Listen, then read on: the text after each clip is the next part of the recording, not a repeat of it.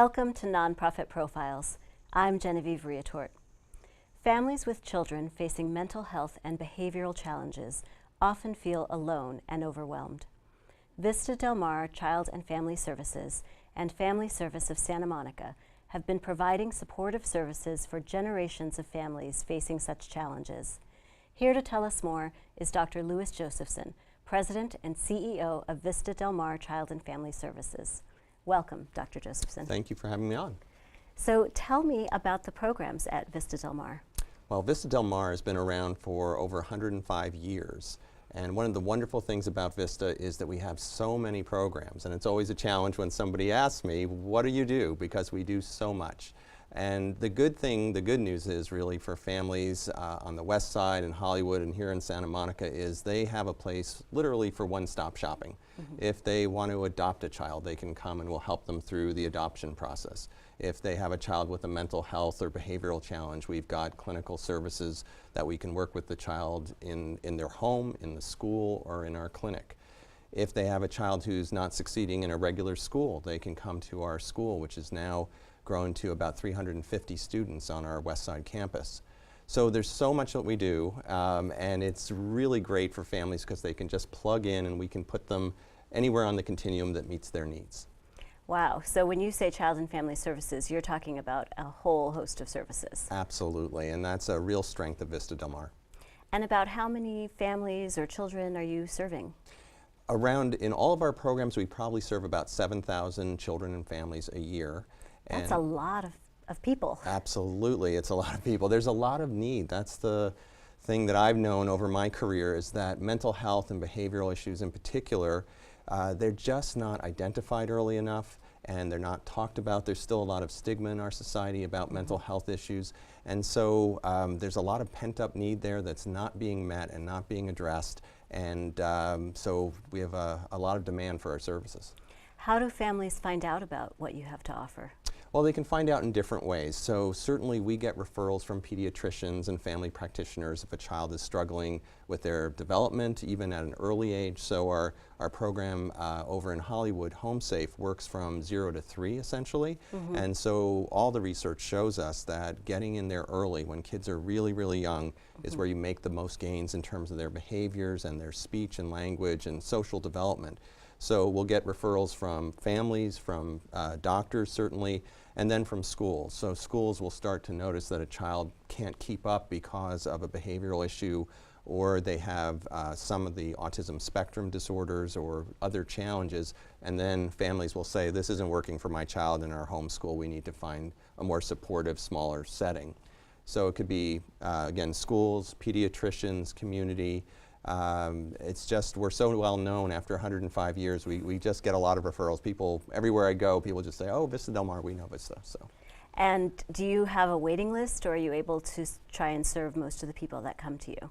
Well, we do have a little bit of a waiting list. It really depends on the program, but I would say to people, don't assume we have a waiting list. I think sometimes the public thinks, oh, I'm not going to call because there's going to be a long wait. That's not always the case.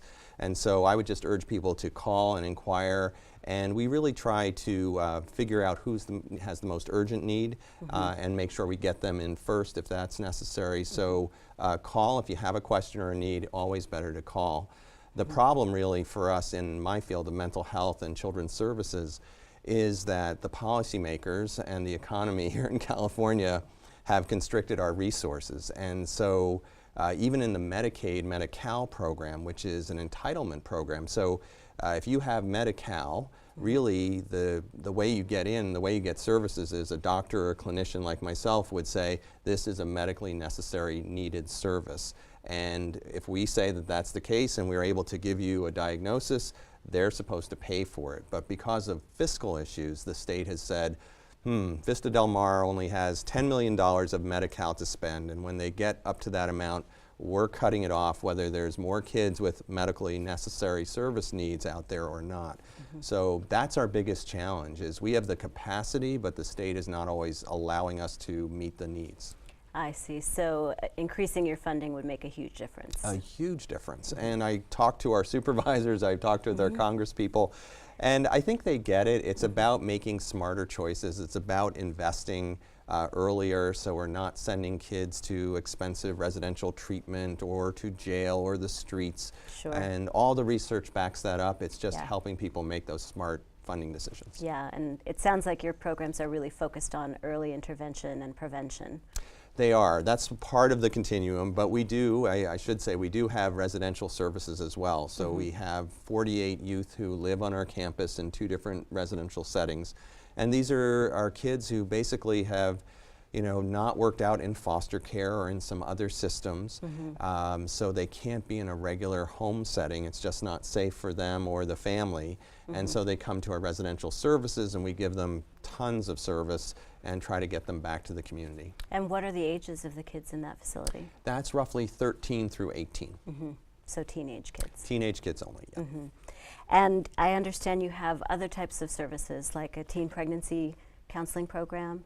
Yes, so we, again, believe in prevention, as you said, and teen pregnancy, the numbers actually have been decreasing in recent years, which is good news, but we don't want to take it for granted. Sure. And so we have those programs in place, particularly in schools, to try to give teenagers the information they need to make smart choices.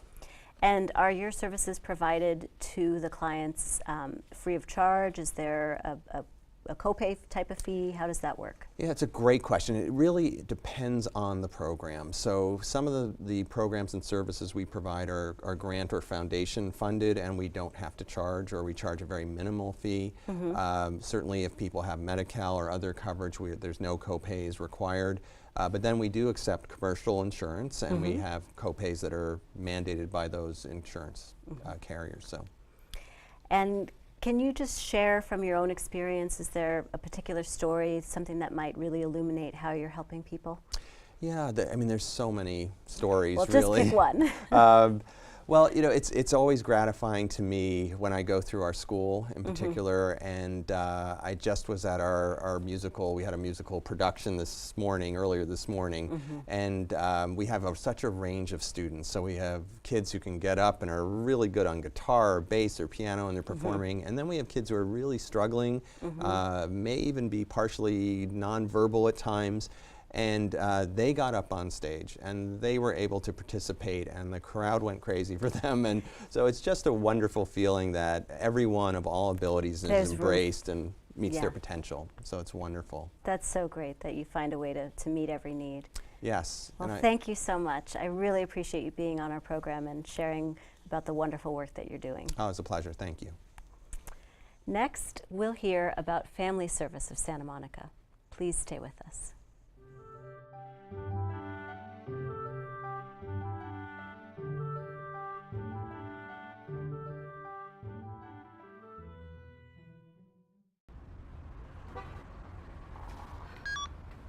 Hey Mom, yes I'm home, saved you some dinner.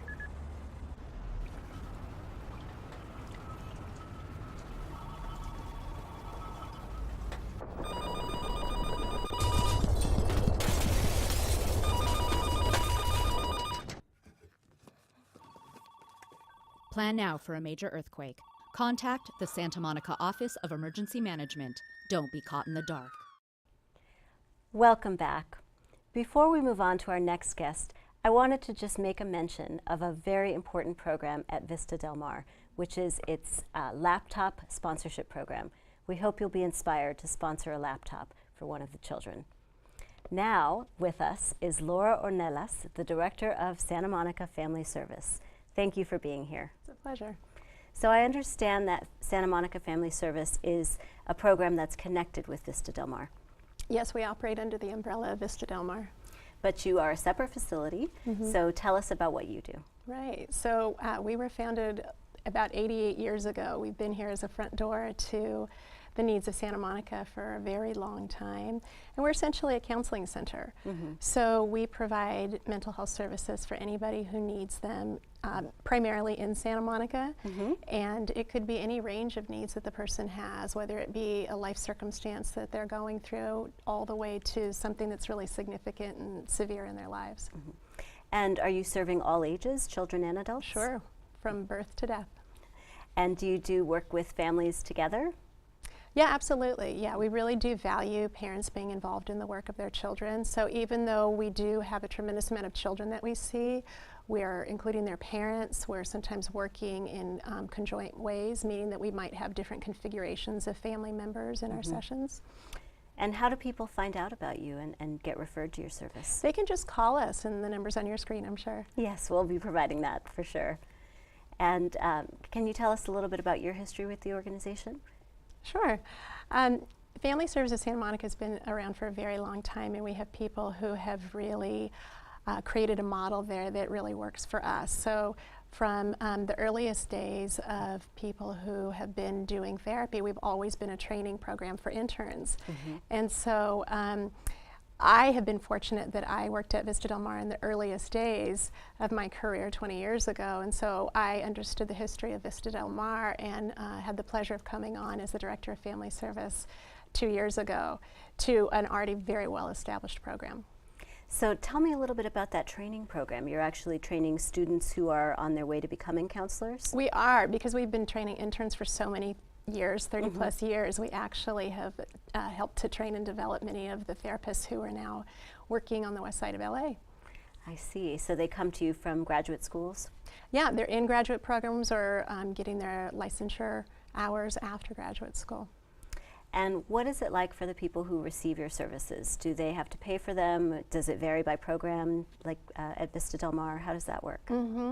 So we are fortunate to be funded by the City of Santa Monica, as well as being able to operate on a sliding fee scale. And because we do have the interns, it allows for us to offer a very low fee of services to certain families when they need it, as well as to work with whatever their income level. We also accept private insurance, and we also can take Medi-Cal. So we have many different doors of people being able to access service. And how many people do you think you're serving at any given time? Well, we serve about 1,000 people a year or more.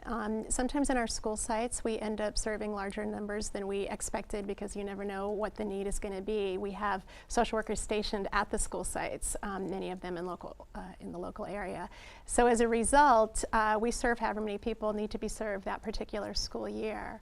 So tell me about the school sites. Are you in the Santa Monica schools? Is that elementary schools, high schools, both? Right, so while we provide services at the agency, we always have and we always will, we also are really concerned about community accessibility. And so for a child who's in 3 local elementary schools, as well as some of the middle schools and Santa Monica High School, as well as more recently at SMC, we're able to provide mental health services on the campuses.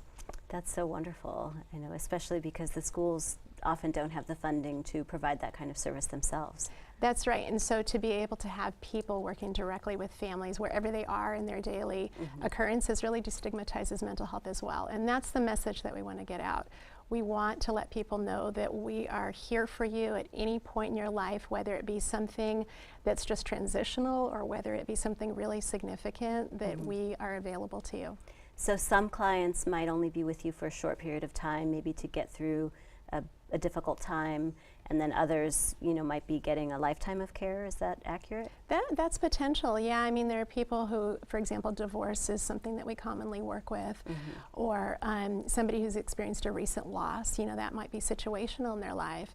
But there's also some mental health considerations that are more significant, and so that might be somebody who needs a longer term continuum of support, and we're able to provide that. And can you talk a little bit about how you might work with really young children? Yes, it's actually a pleasure because early intervention is really something that is not only more cost effective, but also a healthier way to go for families. Sure. And so the earlier that we can get in and be supportive to families, we can identify and we can give support services.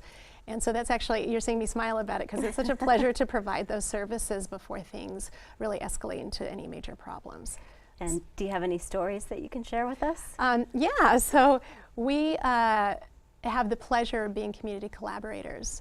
And so we get referrals from anywhere and everywhere, and really try to make ourselves available for that. And so we recently received a referral from a school site, and we were able to help a mom detect that her child was really struggling. This was a pre-adolescent girl.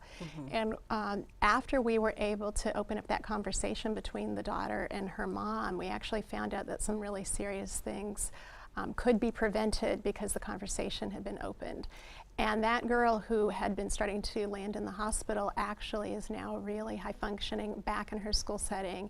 And it really speaks to the teamwork and also to the level of quality that she received from not only her therapist, but the very strong supervisory staff that we have at Family Service. Well, that's amazing. It's so wonderful to know that you can prevent harm before it happens. Absolutely, that's our mission. Instead of trying to deal with the aftermath. Well, I want to thank you so much for being with us and for the work that you do. It sounds like you're really fulfilling a great need in the community. Thank you. Well, when we come back, we will hear directly about the impact of these services from a client who benefits from them. Please stay with us. I thought I had everything under control. Then, one day, something happened. I didn't know how to stop it. I didn't know there was help. Until someone told me. Providing access to justice, the Legal Aid Foundation of Los Angeles can help with domestic violence issues, eviction defense, government benefits, immigration, and other civil legal issues. Welcome back to the show. Here to share her experience with Family Service of Santa Monica is one of its clients, Maisha. Thank you for being here. Thank you for having me. So tell me about your experience with Family Service of Santa Monica. Have they been helpful to you? I hope. Absolutely. We started, my daughter and I, she started the school year in September, and she was having a problem with communicating, and she seemed a little shut down. And her teacher brought it to my attention, like, maybe you should, she should talk to someone. And I was a bit apprehensive, like, talk to someone, like, she's fine, she can talk to me. And so I went ahead, my husband and I went ahead and just, let it happen. And it really started to open up doors for her. I really felt like it broke down barriers and it helped our communication so much. And so now I'm like an advocate, like, hey, your child is having communication problems, or you can't communicate as an adult, you need to go and talk to somebody. So yeah, it's really, really, really been a key to our communication and us having a better mother and daughter relationship. Well, I have daughters, and I know firsthand how challenging it can be, especially in the tween years. Oh, yeah. How old is your daughter? She's 11. Oh, yeah. So you're right in there. Very challenging, of course, and I'm new to, we have a 3-year-old, so this is our first time going through the whole preteen and, the attitudes and, they're changing, their bodies are changing, you know, and so as a mom, I have to understand that too, that she's a young lady that, hormones are just going crazy. And I mean, I'm a woman and my hormones go crazy. Sure. So her being 11 and not knowing what's going on, it's harder for her to kind of articulate. So meeting her where she's at has, this has also helped me to meet her where she's at, being able to go through the family services. And how did your daughter feel about participating? She was fine. I think it was just like, oh, it's someone else I can talk to, and after meeting with Alana the first 2 times, I noticed a difference in her. And then she wanted to include me in, the sessions. And at first, I said, oh, well, this is you and Alana's thing. This is not, I tried to kind of give her some space. Right. But then she really wanted it. And I said, well, whatever it takes. And I just wanted her to know that, she had my support 100%. And so how did that help actually participating along with her and supporting her in that way? I was able to really hear her. And as parents, working moms and dads, we're going through the motions. Like we're just trying to work, cook. Yeah, sometimes you just got to get through the day. You gotta get the meals out and you almost homework become, done. Yeah, it's like mechanical. Like I got to cook. I got to, get your clothes out. I got to, so you really don't listen and hear what they're saying, and some kids, grab for the attention in certain ways. And hers, she was just very emotional. And, you know, at times I would just say, gosh, you're just being such a drama queen. But then in these sessions, I realized that she was just like saying, Mom, I really need for you to listen to me, and I need you to understand what I'm trying to tell you. Right. So the drama queen was a symptom, but underneath there was some real things that she wanted to get across. Absolutely. Absolutely. It sounds like having those sessions provided for her, and then also for you, the space to kind of take a step back from all the busyness of everyday life and say, wait, what's really going on? And let's focus and be a little bit more intentional about life. Oh, absolutely. And I mean, and it also gave me an opportunity to hear her thoughts on how she portrayed me. You know, we had certain, you know, sessions where, you know, Alana was like, act like your mom. And then, you know, Alana said, act like Micaiah. And I'm like, okay. So that was really fun, you know, because she's like, I'm not sure I want to be in that exercise. You know, but then it also gave me an opportunity like, wow, that sounds kind of like I see kind of right, you know, and it's like, well, I didn't mean it that way. I'm just saying clean your room because I have to, you know, wash clothes, cook, take care of you and your brother, be a wife, and still find a little bit of time for me. Yeah. Just a little. Right. So that I really like that session a lot. That's awesome. And it sounds, I mean, one of the things I think about as a parent is that, you know, when we go to school, we learn all kinds of things, but we don't necessarily get relationship training, whether it's relationships with our families or our kids or friends. And it seems like Family Service of Santa Monica is kind of filling in that gap. Oh, absolutely. You know, the program brings you back to the foundation, and that's you and your child, and how important it is for that relationship. Like, if that relationship is not together, how is that going to work for her in the long run? You know, because she loves me and I love her, and I think at the end of the day, I just wanted her to know, like, I love you. I love you above and beyond. And I just want the best. And if it comes off as a bark or a, you know, it's all love. Yeah. I'm not going anywhere. It's all love. And I love you. And so I think she really got that. Like, okay, that doesn't mean that she's being mean. She just wants me to get it done. And, you know, because they don't really do it when you ask them nicely. You know, sometimes you have to, you know. Really? I had never noticed that.